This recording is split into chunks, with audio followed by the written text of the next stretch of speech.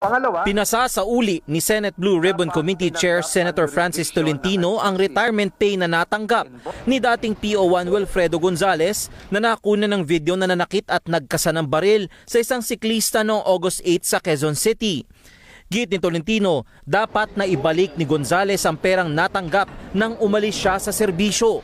Nakabinbin pa noon ng ilang administrative at criminal cases laban sa kanya tulad ng grave misconduct, grave abuse, and conduct unbecoming a police officer. Kasi po nung na-order siyang na-dismiss, natanggap na ho niya.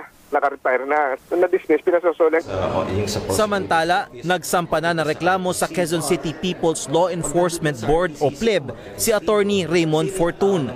Laban sa 3 pulis ng QCPD Traffic Sector 4 ng Kamuning, kaugnay ng insidenteng kinasangkutan ni Gonzales at ng siklista. Kabilang dito ang opresyon, irregularidad at incompetence sa pagganap ng tungkulin.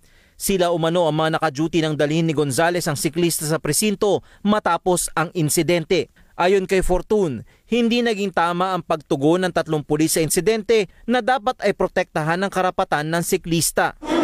Pinuri naman ni Quezon City Mayor Joy Belmonte ang hakbang ni Fortun. Dapat anyang manindigan ng mga ordinaryong mamamayan na panagutin ang mga nasa kapangyarihan. Hinihikayat din ng bagong QCPD Director ang publiko na magsumiti ng report at video sa mga nakikita nilang krimen sa lungsod.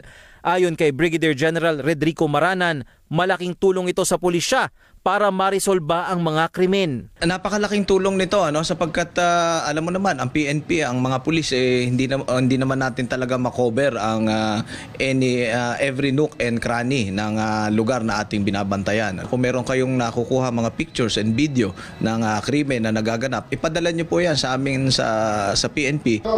Nauna nang nagbitiw sa pwesto si dating QCPD Chief Nicolas Torre matapos batikusin ng presko nito kasama si Gonzales noong August 27.